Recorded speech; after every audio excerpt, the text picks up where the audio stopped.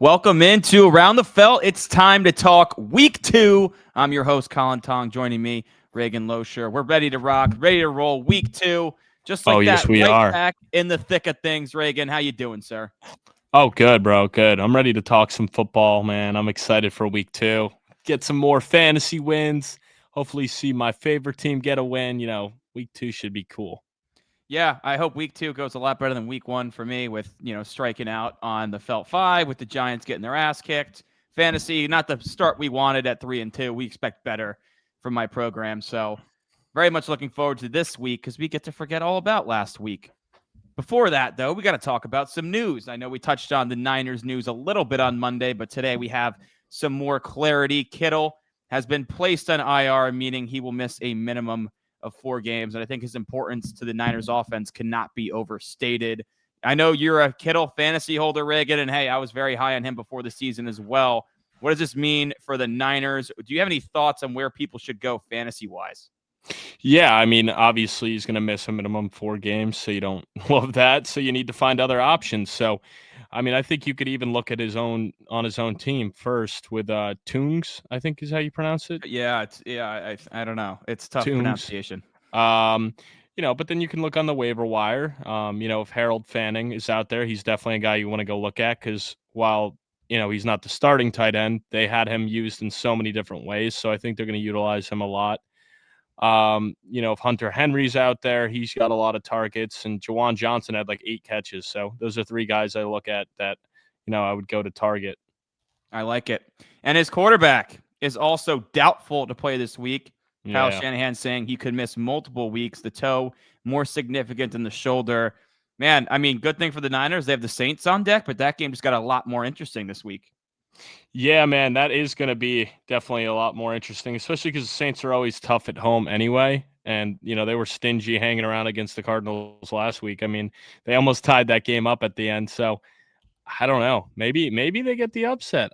I don't know. I don't know. The cards are definitely going in their favor. I mean, no Kittle, no Purdy to go against. That definitely is a different look offense. Yeah, it's not who you play, it's when you play them. It's an age-old telling in the NFL. So maybe the Saints can steal one here, but we'll see. We'll see if that's the way you're going to go with your picks later on, Reagan. I don't know if I believe in Spencer Rattler that much to even beat a Mac Jones-led Niners team. Moving on, other injury news. Don Bland suffered a foot injury in practice on Monday. Could miss multiple weeks for a Dallas defense that kind of held their own against Philadelphia to open the season. Now, without one of their top corners, the pass rush already a slight concern. They brought in Jadeveon Clowney for a visit. So trying to find some help on the defensive side of the ball. This is really, really tough for the back end of that secondary. Yeah, no, it's not good. You hate to see, going down with injuries, especially after they already traded Parsons this year, But they looked good against the Eagles, but Bland, a guy that we've seen be very successful in this league, needs to be on the field because he's such a difference maker with those interceptions. I know. I feel like they haven't had Bland and Diggs on the field together for significant snaps in a very long time, like for a long stretch, which is a big problem because both of them have been all pro at their positions. Yeah. Moving on, last piece of news we got, Reagan. Christian Watson signs an extension while he's rehabbing with the ACL right now. The Packers give him $13.25 million in a 1-year extension. That seems like a lot of money. I'm not going to lie, but we saw the wide receiver market boom this offseason. Your thoughts on this extension? Is that a smart play? Because I thought he was almost running out of time in Green Bay. They must really like him a lot to give him that kind of money coming off the injury. And really, he hasn't had a ton of consistency in this league. I mean, even when he's been healthy, he hasn't been very consistent. I mean, he's shown a lot of flashes, but not enough to warrant paying him $13 million a year. So he must really be, recovering well and showing out for them to dedicate that kind of money to him. He's definitely had some big games in his career, but he's also missed time, which feels like every season, a lot of that being hamstrings, those lower leg injuries for him. I know he's got some long ass legs, so, usually it's tougher for those guys to stay healthy, but yeah, for a guy that you don't know what he's going to look like coming off a major knee injury and he's already had injury concerns. And yeah, at least it's a 1-year deal for Green Bay. So yeah, I agree with your point. They must really like the way he's rehabbing and what he's doing in the building behind closed doors. Yeah. That's all we got for news today, Reagan. I believe we have a good set of questions today to go We through. do. So starting us off, we're going to go to Mr. Caleb around the bases himself. And his first question is, there it is. I have a traffic jam at the flex position. Which of the following players should I start this week? Travis Hunter, Travis Etienne, Keenan Allen, or Hollywood Brown? Whoa, all decent options this week. Of course, the Jags have the Bengals, and we don't love that defense at all. So Hunter and Etienne are both live. I lean Etienne given the production last week and that Trevor Lawrence was obviously a little rusty, and both Travis Hunter and Brian Thomas Jr. couldn't eclipse 40 yards. Hollywood's interesting. However, you do have the Eagles on deck, but I will say that Eagles secondary doesn't look to be elite like it was last year. I mean, they lost some guys, and they haven't figured out that CB2 spot. So Hollywood's intriguing for me as well. I'd probably lean Etienne personally. Yeah, I would go Etienne for sure. Now that Bigsby's out, I mean, he had all the majority of the carries before they traded Bigsby, but now he's gone, so it's just him and Tootin there. I don't mind the matchup at all with Cincinnati, so I think that's a smash play there. I kind of rank it Etienne, then Brown, then Hunter, then Allen. So I'm not sure. I'm assuming he can just start one, but if you can do two, I would do Brown as a second option. I would too. I wouldn't start both Jags players. So he also wants to know, what's an unpopular survivor pick you might be tempted to take this week? Ooh, an unpopular survivor. You know what might be unpopular is the Detroit Lions after that performance against Green Bay. But Dan Campbell said, we will win this game. We have to. There's no way Ben Johnson can walk into Detroit in his second week as the Bears head coach and beat his former team, right? Yeah. So I like Pittsburgh over Seattle. They're at home. They're 2.5-point favorites. So odds are, with some heavier favorites, you're probably not taking that. But I'm buying into not only the Steelers' offense being better this year, but I think their defense is going to have a nice bounce back this week. I don't think they're going to come out nearly as bad as they did last week. So I think that'll kind of adjust itself. And for Seattle, a long trip to the other side of the country.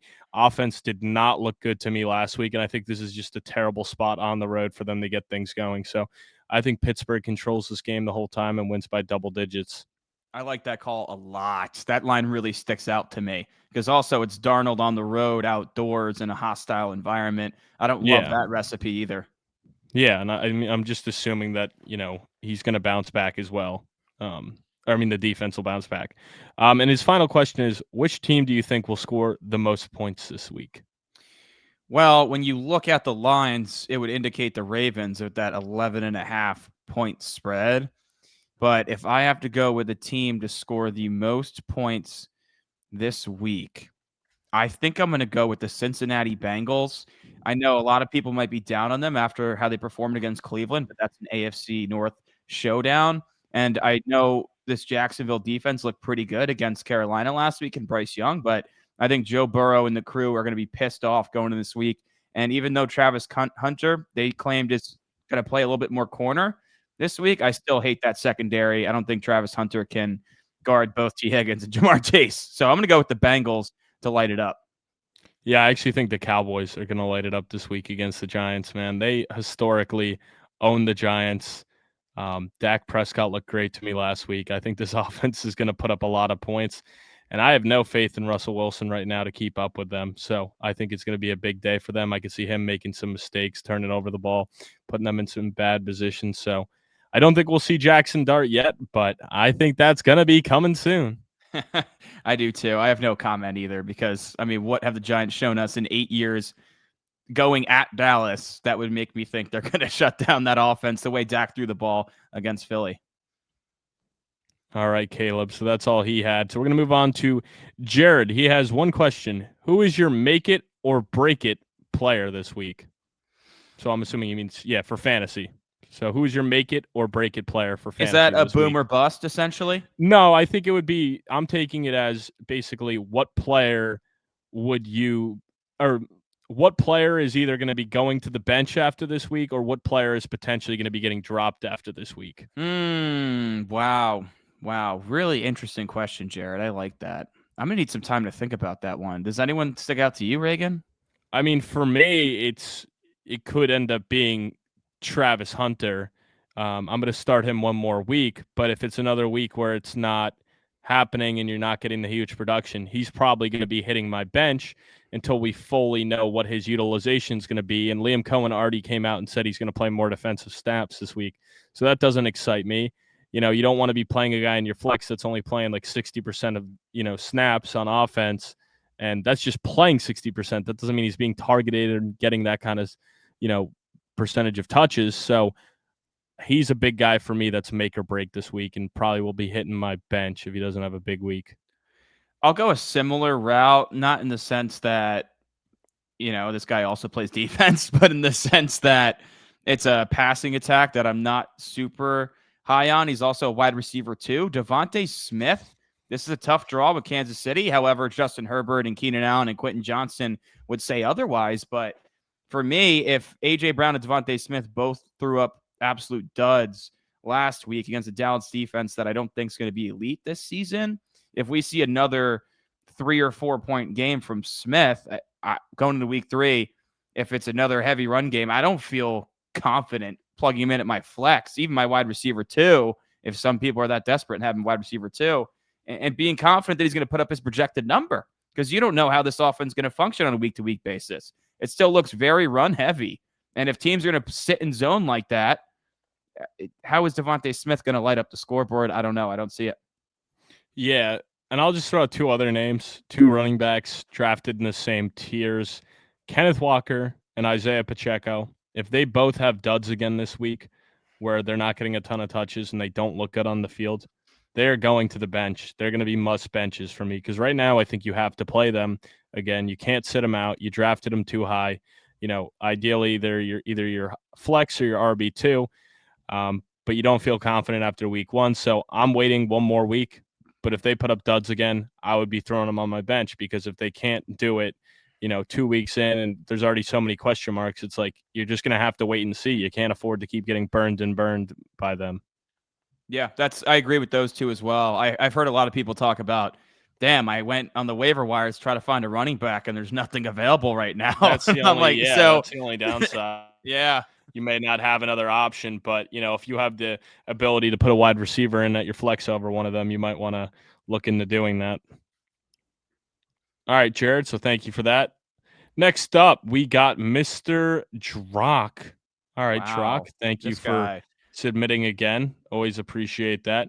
He wants to know, should I start Davante Adams or DJ Moore this week?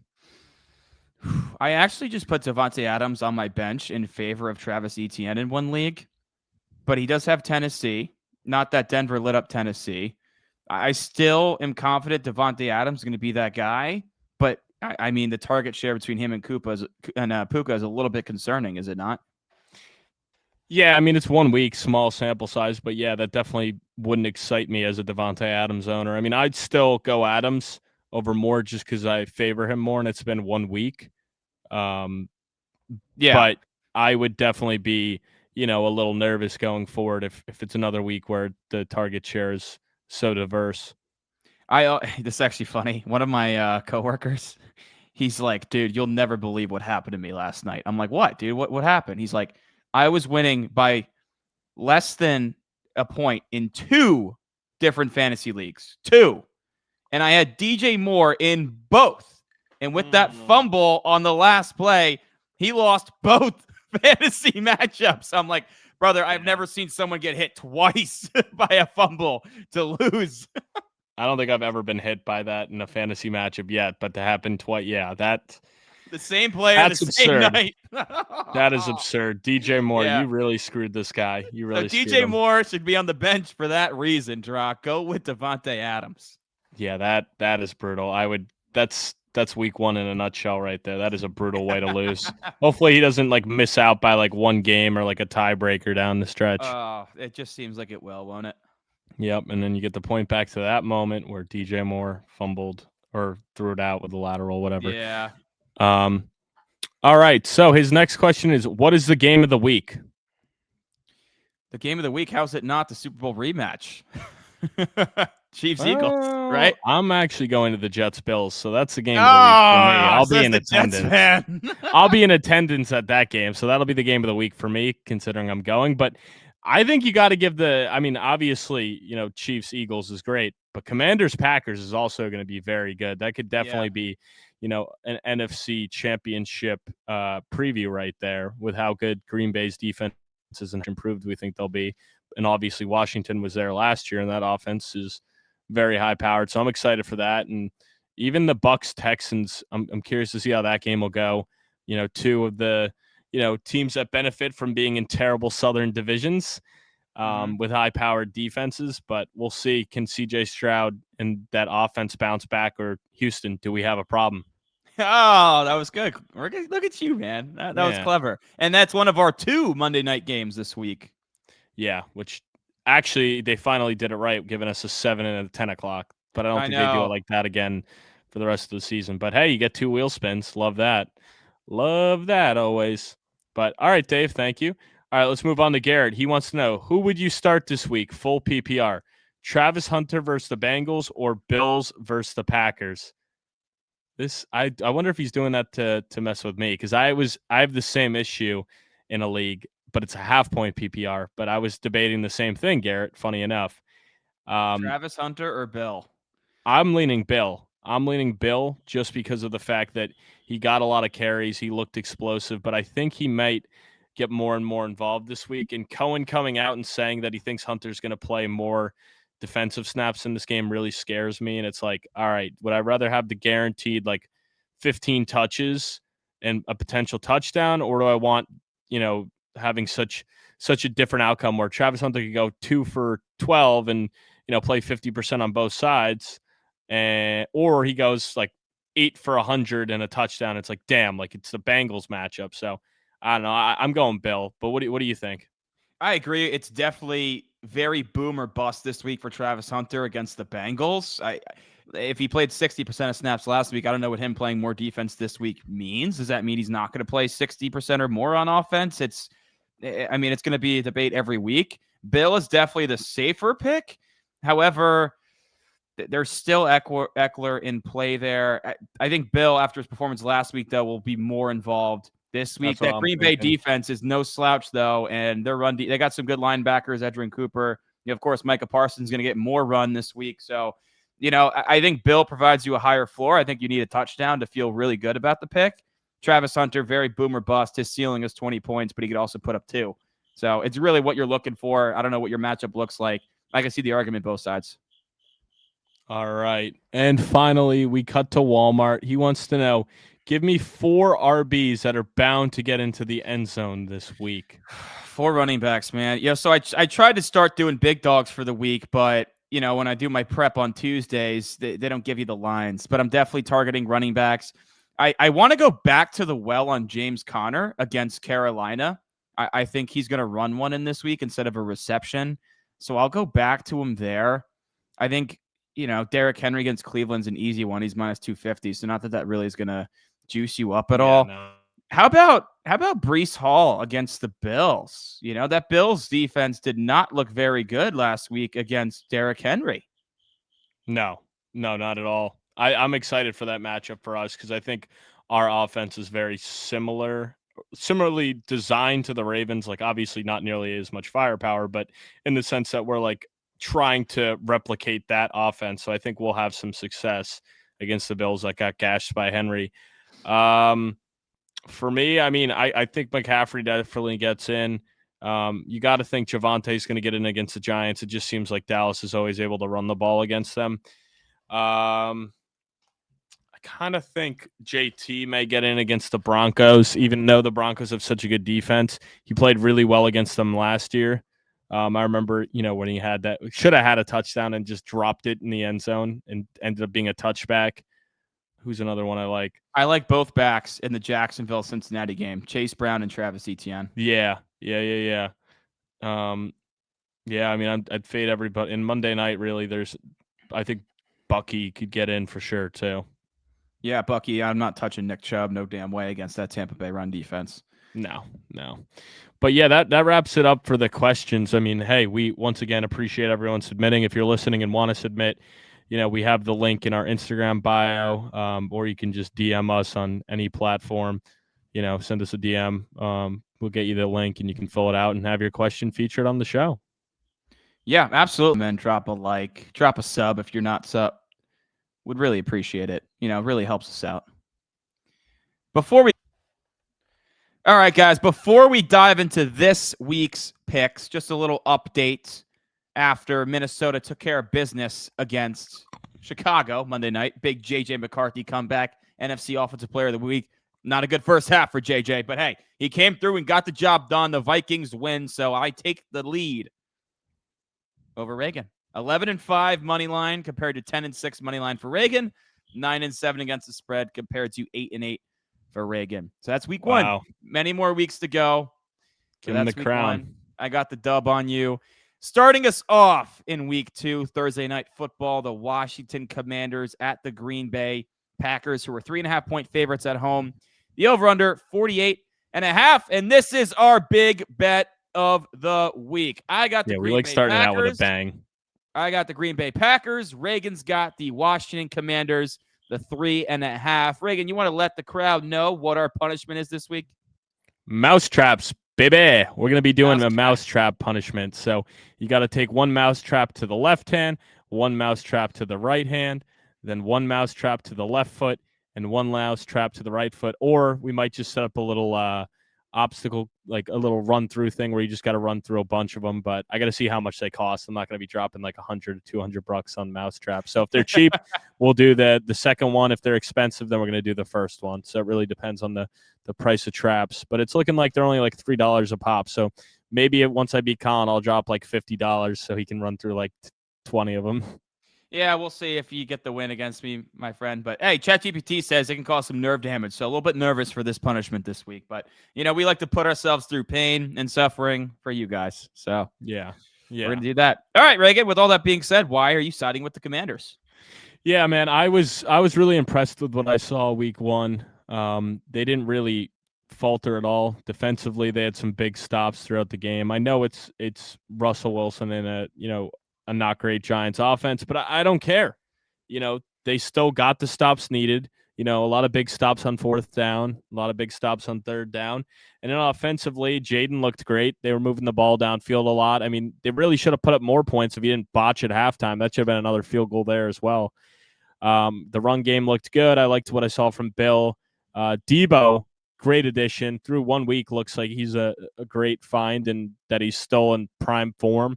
And I think Terry, as the season progresses, will get more and more adjusted. It just never helps when you're not with the team all offseason. So kind of expected that to happen. But I think the Commanders get it done here in a close game on the road. I just trust Jaden and really, I'm really bought into what this guy can do on road games.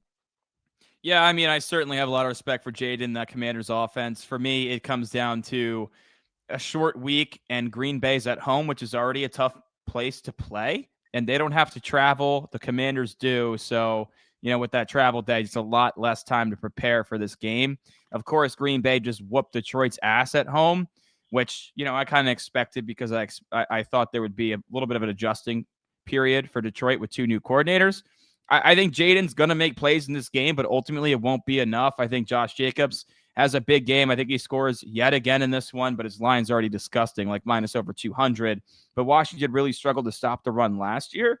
I know they did a really good job against the Giants last week, but I think this Green Bay offensive line is a different animal than that New York offensive line. So for me, I think the home team gets it done by a touchdown. I think this is going to be a 27-20 game, and Green Bay covers the 3.5. But I think it will be dicey at the end there, where Jaden might have a chance to win it or tie it. We shall see. We shall see. Who's going to get caught? Oh, I think it'll be really fitting. And I didn't even realize how fitting this punishment is, but to have to deal with a mousetrap, they got the fake cheese in for the cheese heads. It'll be very fitting when you buy into the cheese and you're like, oh, that cheese looks so good. And you're going to grab it and snap, the mousetrap gets you once. Wow. Twice. That would be 4 times. That would be poetic, but given our history in the big bets, I don't think that's going to happen. I can't believe I didn't even I don't think either of us even realized It's kind of funny that the Mousetrap game has to deal with the fucking Packers of all teams. Yeah, we literally like, all right, what's a primetime game that we disagree with? And it was the first one of the docket. We'll both be in Hoboken this weekend. So it was like, all right, let's let that game makes way too much sense. And then you thought of the Mousetraps, and it's like, yeah, it is poetic. So it's a good call. Moving on here, the Giants at the Cowboys. Cowboys 5.5-point favorites. The total 44.5. I don't think the Giants have beaten Dallas on the road since Eli Manning and Victor Cruz were on the team. So it's been a long time. I doubt you think that streak's going to end, but tell me more. Yeah, I'm sorry, buddy. I don't think it's going to end. I think Dallas is going to roll here. A lot of it is I was really impressed with what I saw with that offense, even though they lost. It looked really good.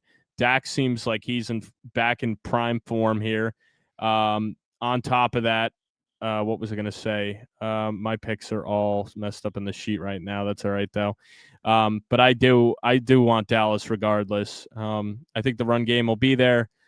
And really, it comes down to I don't believe in this Giants offense right now. Like I talked about it on the recap pod. Like they're a fade for me.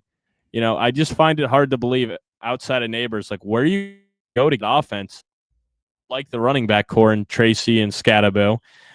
Theo Johnson did not look good. Wan'Dale Robinson's all right, but I don't love him as my number 2. So it's really just like if you can figure out how to take Neighbors out of this offense, you're going to have a lot of success. And I think Dallas will do just that. So I think this is going to be a blowout, and you're asking a lot out of Russell Wilson to go in there and get a win.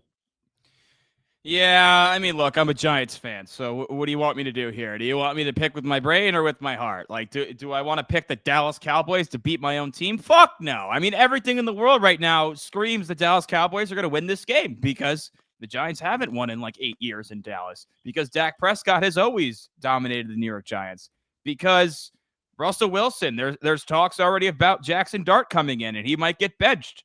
Like everything screams the Dallas Cowboys, along with the way that Dak looked last week against defending champs, which is why I'm going with the Giants, baby. Come on. Come on. New York Giants outright. No. Get the win on the road. And wouldn't it just be poetic? Everyone's like, oh, a week ago, we wanted to bench Russell Wilson. And then Russ says, Giants country, let's ride.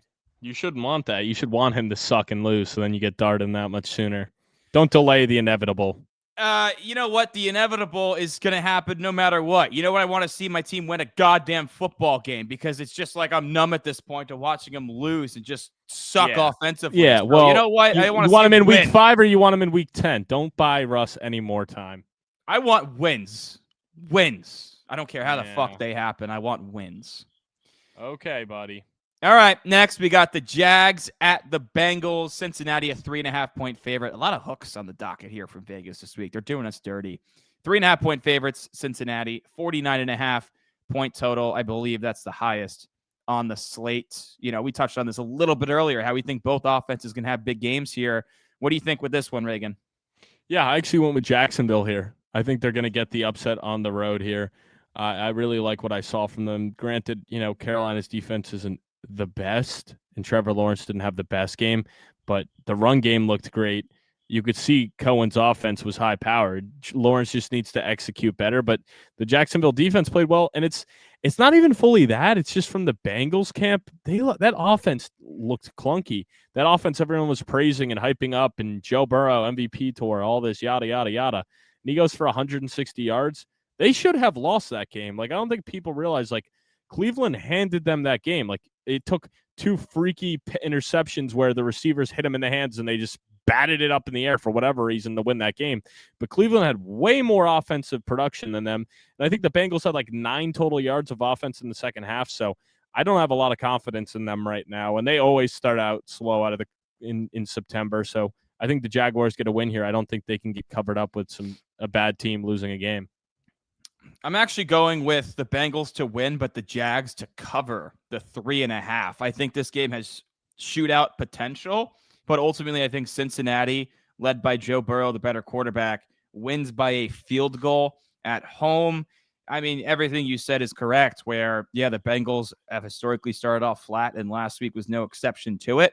I'm going to bank that to being a divisional matchup as opposed to this Jaguars defense, which was garbage in 2024, and I didn't see any significant improvements on the back end outside of course, Travis Hunter, which we have no idea how much he's even going to play in the secondary this week.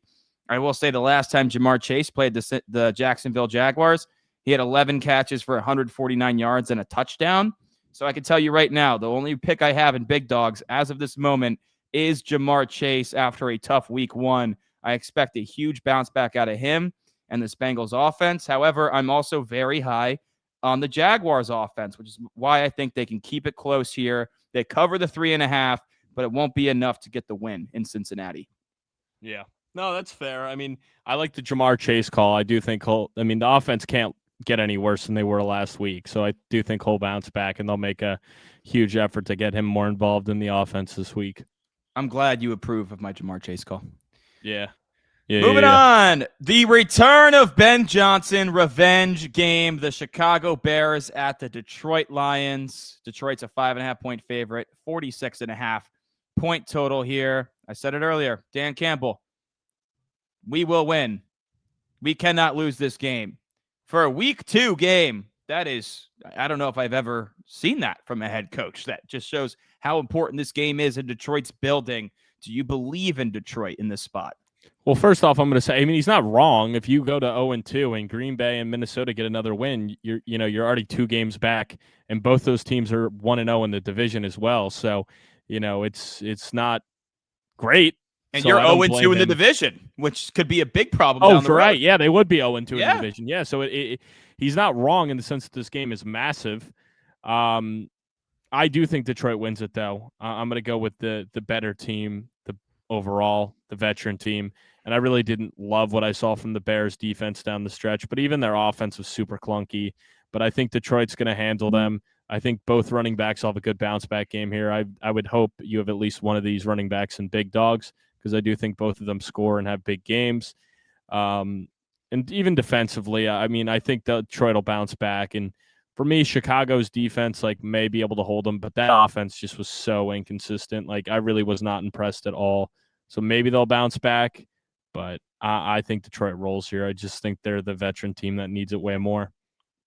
Yeah, you know what, man? I was really thinking about both running backs on Detroit for big dogs. I wanted to see what came out about Gibbs' ankle. I know it was nothing significant, but he got rolled up on a little bit and got taken out, most likely for precautionary reasons. Of course, Gibbs sticks out as a pick. So does Montgomery against his former team. I remember picking him last year. He loves scoring against the Bears, so certainly in play here. But I agree with you. I think they cover the 5.5. I just think there's no chance that Dan Campbell is going to allow his team to lose at home to Ben Johnson, especially when you consider that they're at home. And the Bears are on a short week after playing Monday Night Football. So Detroit has more time to prepare, and this is their guy that they had in the building for multiple years. I do think Ben Johnson's going to have some tricks up his sleeve. At the end of the day here, though, I think Detroit's going to whoop ass. I think Caleb Williams is going to struggle again, although I think he's going to be much better this season. He didn't give me a ton of confidence with that performance in Green Bay, and especially in the second half. His inaccurate throw rate was the highest in the league last week, which is still a concern for me. You can draw up all these plays, and it doesn't matter if your quarterback can't deliver the ball on time in an accurate manner. So I'm still concerned about that. I think Detroit defense is going to come ready to play. Caleb Williams struggles. Lions roll at home. Roll Lions. Roll Lions. We got the Rams 5.5-point favorites at the Tennessee Titans. 41.5-point total. A little low one here. I mean, Cam Ward, it depends on who you ask. Some people think he looked great. Other people think he did not look great. I don't know. This is a tough matchup, I think. At least he's at home in this one. Do you believe in Cam Ward to at least cover here? No, I don't. I think the Rams are going to dominate him here. I just think it's another tough draw. You're going against a very tough defensive front. I don't love it for Cam Ward at all. I think they're going to have a lot of pressure on him. While this line is improved for Tennessee, I don't know if they'll be able to hold up against one of the best, if not the best pass rush in the NFL currently. Tennessee, I don't know. I mean, maybe they get a backdoor cover, but I find it hard to believe. I think Stafford's going to, pick apart this secondary, even though they got, Snead back there, but I think he's just going to pick and choose his matchups. And, I think Kyron has a big game as well. That's another running back I like to get in, but I think it'll probably be similar, like maybe like 2013, like to the Denver game, because I think both defenses are good enough to keep it close, but I'm going with the Rams. Yeah, this Tennessee offense is not on the same level as that defense, excuse me. That defense is not on the same level as that Houston defense that LA matched up with last week. So I'm going to take the Rams as well here. Veteran quarterback, veteran coach, Super Bowl winning coach against Callahan, who's on the hot seat, and a quarterback making his second career start. I also don't think Tennessee has the firepower to keep up with the Rams here. I'm a little bit concerned about their offensive line. I just think for Cam Ward, it's just another tough draw. Despite that Rams secondary still being a slight question mark for me, they did pretty damn good against CJ Stroud and Nico Collins last week. So I got to tip the cap there and give the nod to LA to get the win on the road and cover the 5.5. All right. So an agreement there. What do you say? What do you say? Big time agreement. New England at Miami. Miami, a 1.5 favorite, 43.5 win total. Both teams coming off some tough losses. Of course, Miami's significantly worse, getting blown out by Daniel Jones and the Colts. They're still favored in this one, though, against New England. I mean, some two AFC East divisional rivals for your Jets, Reagan. What team do you think gets it done? I'm going with the Patriots here. I think they might win this by double digits. I have no faith in Miami. They're on my fade list for now till they figure it out. But that defense looked cooked last week. The offense looked cooked last week, and the locker room already looks lost. So I'm going with the Patriots here. If they win, that's great. Then the season may have a chance to be saved. But if they lose this, the season's already over. I mean, if they get blown out and have another bad loss, I mean, Mike McDaniel's going to be fired within weeks at that point, and I think that they can already start looking at what quarterback they want to draft next year. I think you could get really bad in Miami. Man, this one I really went back and forth. What ultimately swung me to Miami's side is today Christian Gonzalez did not practice for the Patriots, still out with the hamstring. I'm concerned about that defense. I think the Miami passing attack at home, they love playing in Miami. That's where they usually light it up. I think Tyreek Hill, Jalen Waddle, and Tua Tagovailoa are going to have a bounce-back game. Devon Etienne as well. I expect him to have a big game.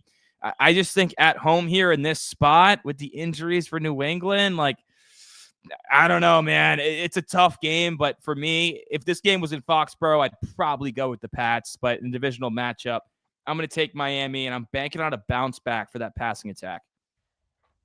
Wow. Yeah, I have to say I disagree. You better hope there's a big bounce back, but I think that team's cooked.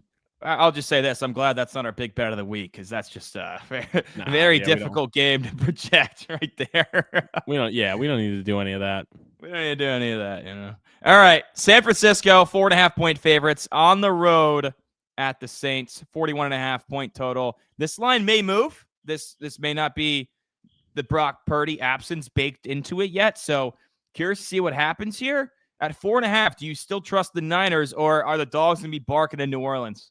No, I'm going with the Niners. I don't care. Brock Purdy, Mac Jones, I still think they get it done here on the road. I think this is a good team that's coached well.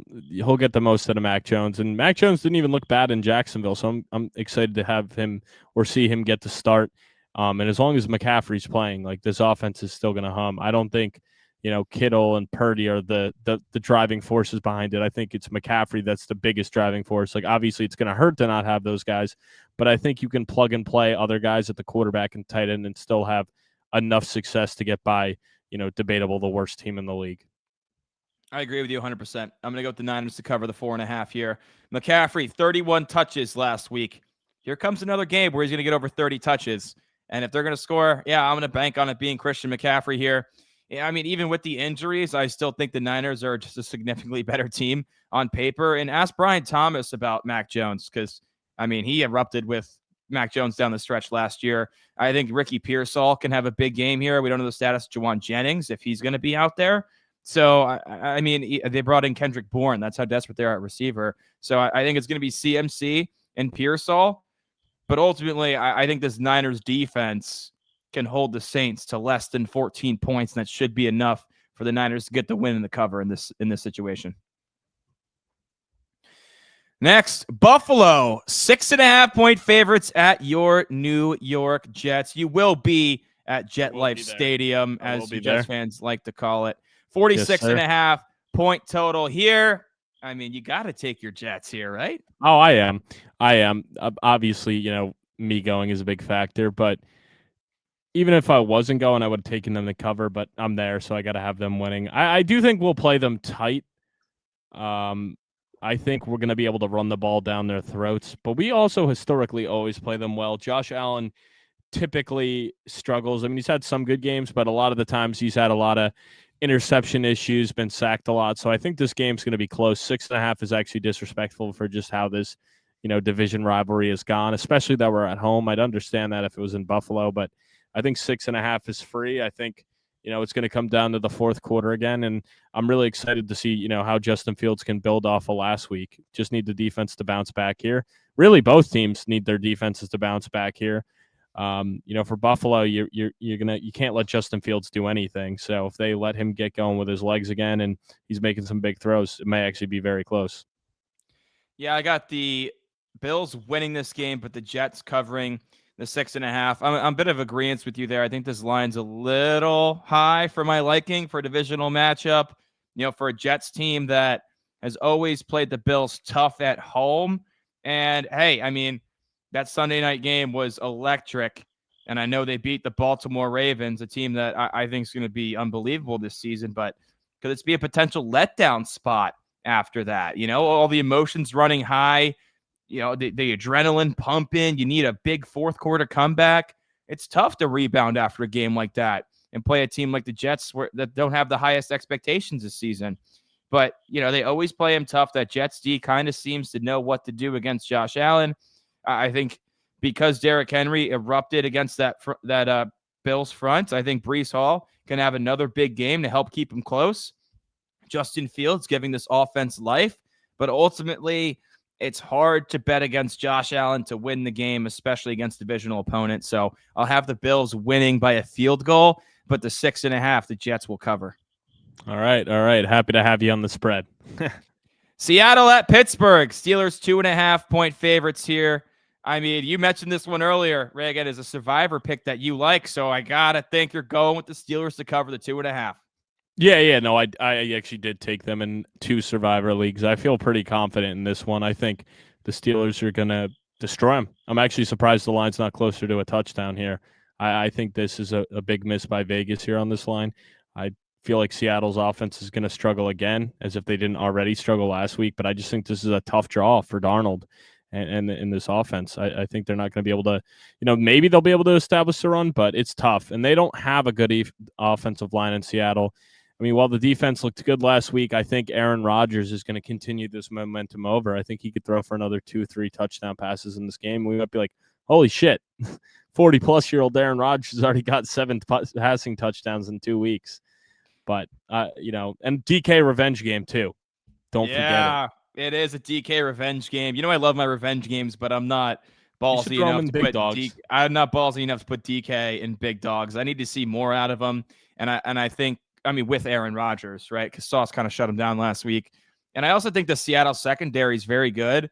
My concern with Seattle is not in their defense. It's with their offense. I think TJ Watt and Alex Highsmith are going to have a field day against those young tackles for Seattle. I don't love Darnold on the road outdoors, like almost in any scenario.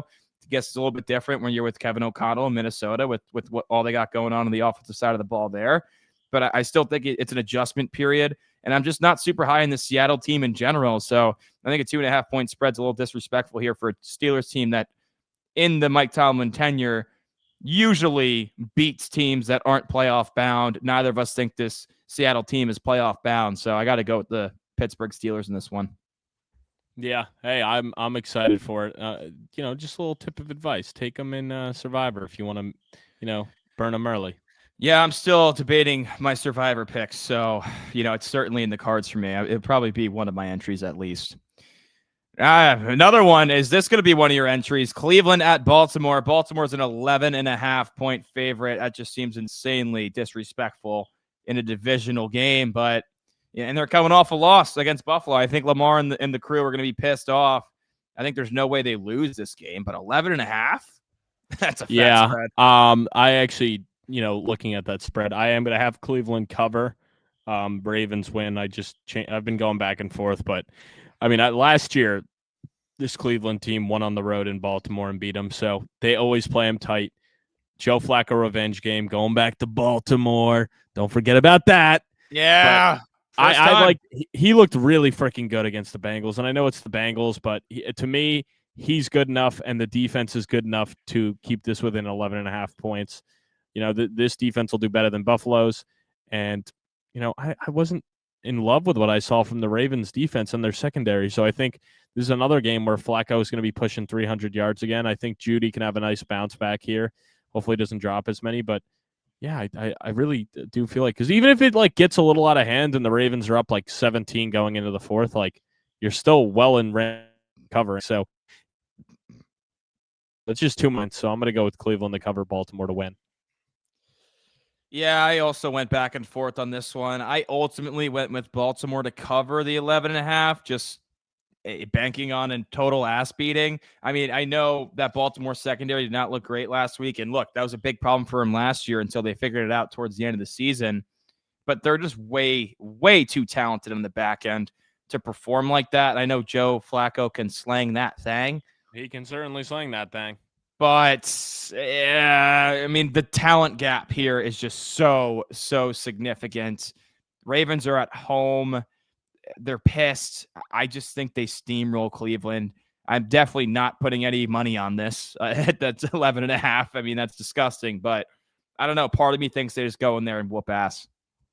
Yeah, and part of you may be right, and I don't know. It'll be interesting, but I see that aspect too. Coming off such a heartbreaking loss, they're just going to put the foot on the gas pedal and never take it off.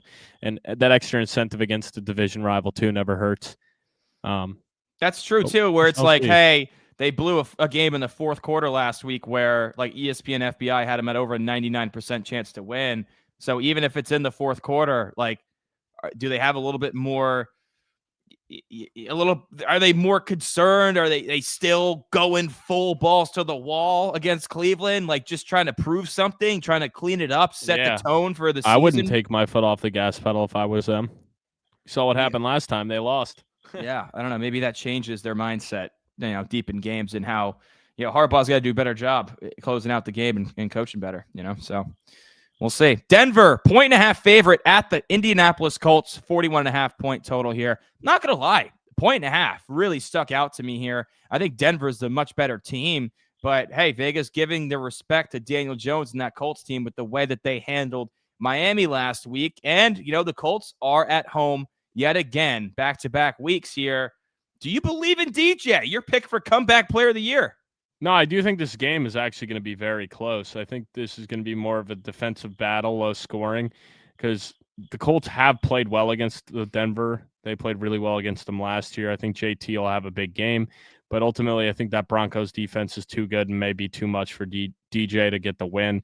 But I see this being only a 17-13 type of game. I think both teams will be held under 20, so I like the under a lot in that game. But give me Denver ultimately. That defense is just going to keep them in every single game. And if Bo Nix does have a better game, I mean, it makes me like it even more. Yeah, I'm banking on reverting to the mean here from both sides.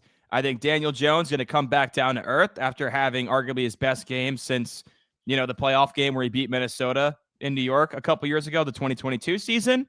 And Bo Nix arguably had the worst game of his career last week with 3 turnovers and really didn't do much. So I think both are going to kind of regress towards their mean.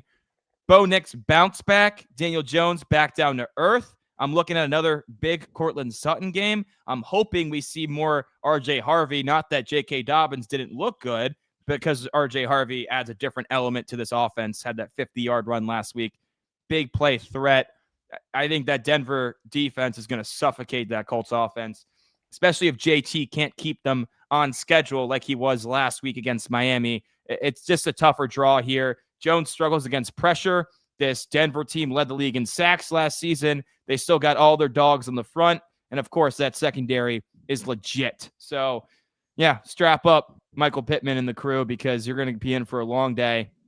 I got the Denver Broncos here by a touchdown. Next on the docket, the Carolina Panthers at the Arizona Cardinals. Arizona 6.5-point favorites after beating the Saints last week. 45.5-point total here. I think this is more so Vegas's reaction to the way Carolina looked against Jacksonville as opposed to the way Arizona looked against New Orleans here. I Are agree. you banking on a Bryce Young bounce back? I am banking on a Bryce Young bounce back. Bryce Bound, baby, bounce back. Yeah, big time bounce back here. Panthers are going to get the win. They're going to look way better. That was an outlier last week. Not the norm. You hear me? Not the norm. They're going to go into Arizona, and they're going to kick some ass. Bryce Young's going to have a nice bounce back game here. Big Chuba Hubbard game. Throw him in big dogs. Come on now. Give Chuba a bone. But I think Ted will have a big game too. Probably cook Will Johnson. And then I think the defense will hopefully have a better game as well. And on the Arizona side, they got a lot of weapons. It'll definitely be a tough task, stopping McBride and Marv and, that nice running back duo they got there after seeing Trey Benson break off some big runs. But I wasn't thoroughly impressed with the team. I mean, Spencer Rattler was still able to move the ball downfield. I think the defense should have done and didn't do a lot. Where you held them to 13 points, but you didn't really get a lot of takeaways. I feel like the Saints were just kind of methodically moving downfield and then just kind of shooting themselves in the foot. But also that's a bad team you went toe to toe with and almost lost at the wire. So I'm not fully sold on this Cardinals team yet. Granted, I know Kyler was sick, so he may have a huge bounce back here and look way better. True. But yeah, true. Yeah, I mean, I forgot he was sick last week as well, so could have been a factor. I'm gonna go with Arizona to win the game, but Carolina to cover the 6.5. I think that's just a fat line for two teams that I kind of see in a similar tier. Although I think Arizona's slightly better. I think this is another prove it to me that you've changed the defensive side of the ball type of game for the Cardinals with all that talent that they added. You mentioned Will Johnson, but especially up front, Walter Nolan, Josh Sweat, Calais Campbell. I mean, I want to see them kind of shut down this Carolina offense like Jacksonville did. But then again, I also think the Panthers offense isn't that bad, right? I think Bryce Young's going to be better. I think Ted McMillan is a dog. Chuba Hubbard's going to have a solid game. He just seems to always have a solid game when he gets the lion's share. So I think Carolina can keep it close, but ultimately Arizona, I give the slight edge to get the win. All right. Fair. We shall see, though. Next, in the 4:00 slate, in my opinion, the game of the week, the Super Bowl rematch, Eagles at Chiefs. Chiefs are a 1.5 favorite, 46.5-point total here. Man, seeing the Chiefs as a favorite over Philadelphia after what Philly did to them in the Super Bowl. Interesting. Very interesting. Are you sure you got that line right? No, Philly's a 1.5-point favorite. I think you read it wrong. Oh. Well, hey, it's Philly's a 1.5-point favorite. But still, hey, that's better for you. That's better for you. Yeah, I was gonna say. All right, yeah, but I have the Chiefs anyway, so it doesn't change my pick. Yeah, it doesn't change my pick either, but I'll take it if you want to give me 1.5. Nope, that's my bad. That's a typo. So thank you, Reagan, for pointing that out. Giving me you're a good man. You're a good man. Yeah. All right, Eagles a 1.5 favorite. So why do you got the Eagles? Yeah, for me, it's just they're so freaking good. It's just it's hard to see them losing in any week. They got by far the best talent. They're the best talented roster on paper right now. It's hard to see any team beating them weekly with how good that offensive line is, how good their skilled guys are, and how good Jalen Hurts is. And the defense, I think, is going to be fired up because, obviously they kind of got embarrassed a little bit on national TV. And, hey, guess what? You're getting Jalen Carter back, so he's going to be all pissed off and want to prove something and be on his best game. And on the Kansas City side, they're just so banged up right now. They obviously Rice is suspended and they lose Worthy. And it's while I was saying, yeah, you want to go and target those wide receivers and Brown and Juju and Thornton because they're going to get a lot of work and Patrick Mahomes is their quarterback. Those are still their top weapons going into this. Obviously there's Kelsey as well, but they don't really have a great run game right now. And those are the wide receivers they're throwing it to. So I feel like Mahomes is going to be struggling at times where it's hey, I have a lot of pressure And even when I have time, like these guys aren't getting open because he doesn't have a whole lot of skilled guys around him that can actually get separation outside of Kelce. So that's definitely a concern for me. We'll see if this Eagles secondary struggles a lot. But I don't know. I think, it's one thing to struggle against George Pickens and CeeDee Lamb, where I don't think the Chiefs have the horses to exactly, go off against these Chiefs or this Eagles secondary. I agree with you. I don't know if they have the same horses as Dallas. I also don't think Kelce really gets much separation at all anymore. So, Yeah. but I'm But still going with the. well, especially not now. I mean, Yeah. when there's no one else getting separation, you're just going to cue in on him. I know. I mean, look. I mean, you could look at the underlying metrics. His separation score in 24 compared to years prior, it just keeps going downhill. So it's not like I'm banking on Travis Kelce going for 100 yards in this game, and that's why I'm picking the Chiefs. I'm picking the Chiefs because they're at home. I can't see Patrick Mahomes dropping to 0-2. I think Philadelphia does not have anything close to the same level of defense this year as they had last year, losing a lot of guys on the edge, losing Milton Williams, Josh Sweat. The secondary doesn't look as good. So I think the Chiefs will be able to protect Patrick Mahomes significantly better this week than they did in the Super Bowl. Ultimately, though, it's like Mahomes 0-2. I've never seen that happen before. So I'm going to go with the Chiefs to get it done. I mean, if this game's in Philadelphia, I probably would have went with the Eagles. But I think Arrowhead's going to be fired up for this one. All right. Atlanta at Minnesota, Sunday Night Football. We got J.J. McCarthy in primetime yet again, the NFC Offensive Player of the Week. Minnesota, 4.5-point favorites, 44.5 total in this one. This one was really tough for me to pick, Reagan. I don't know which side you ended up on. Yeah, I ended up going with the Vikings here. I may have been a little down on them this year, but that defense looked good to me. And JJ seems like he figured something out. So I think the offense is going to come out a lot hotter, especially at home.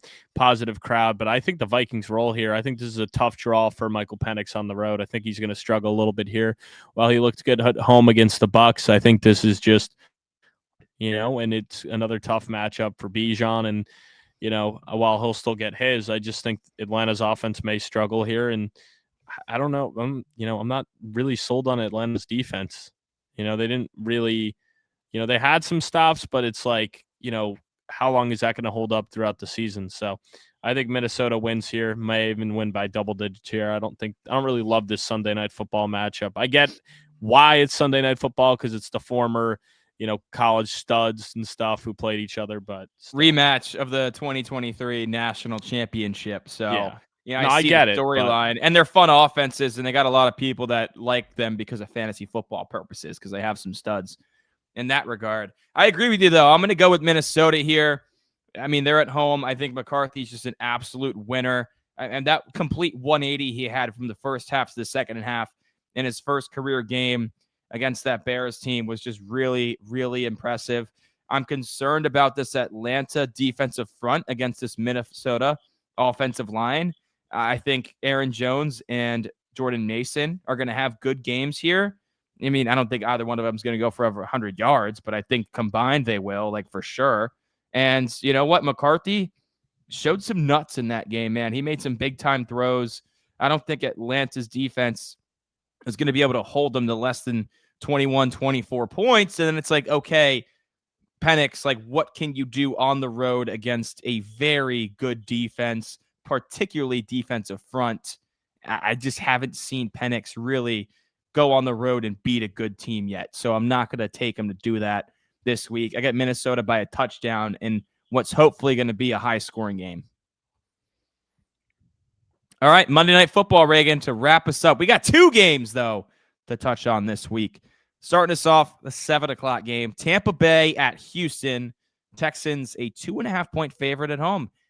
42.5-point total. Interesting. I mean, that's kind of just all right, you're the home team. Here's 3 points kind of thing. Neutral site. They see these teams in similar lights here. What do you think? You got Tampa Bay or CJ Stroud bounce back? I got Tampa Bay. I'm not expecting the CJ Stroud bounce back. I just think that offense is just terrible O-line. Weapons are in shambles right now, and the run game's not there. So while their defense is great, I think Tampa Bay is a way more complete team right now, and they'll probably take out what already is a lackluster run game. So you're going to make CJ Stroud kind of beat you where Nico Collins, I think, can have a good game here, probably will have a good game.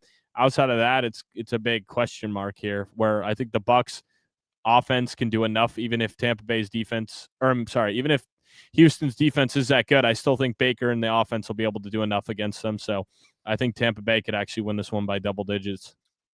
Yeah, I also have Tampa Bay in this one. I think this Houston defense is legit, so this could be another tough, low-scoring game in prime time. But I 100% agree with your point. I think Nick Chubb has less than like 30 rushing yards in this game. I think this Tampa Bay front is going to bottle him up, and then it's okay.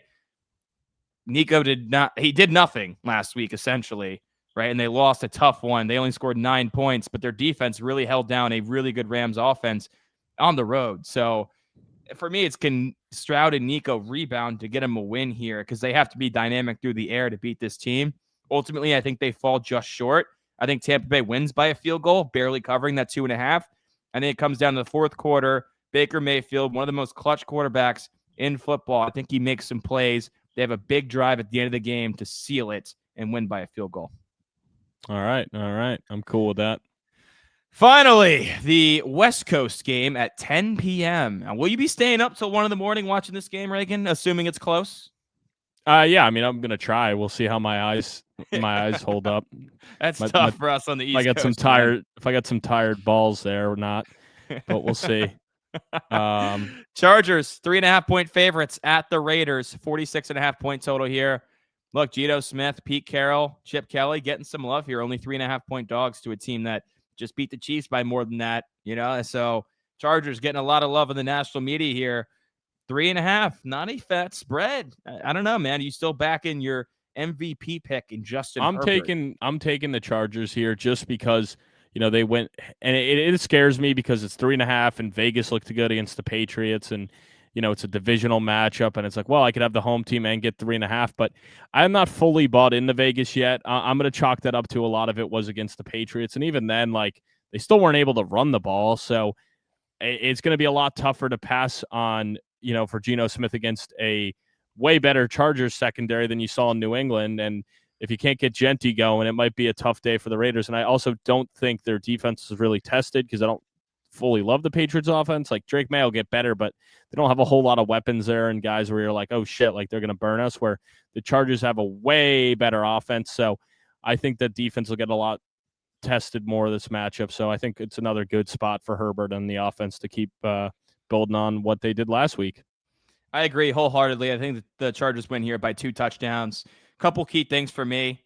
I mean, of course, a divisional matchup kind of makes that 3.5, the hook, look a little bit sketchy.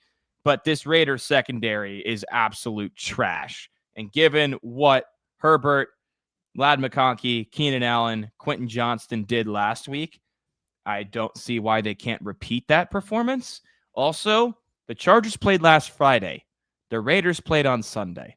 They have 2 extra days of rest, which is very, very significant. They're going to be fresher, especially beginning of the season where it's like, you're not used to taking hits like that. You might be a little bit more sore.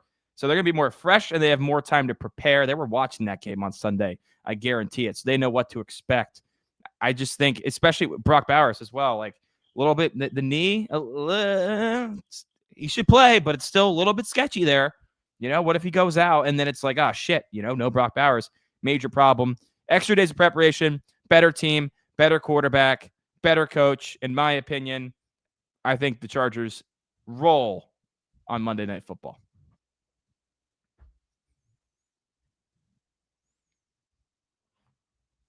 Hey, let's go. Let's see them roll. What do you say, kid?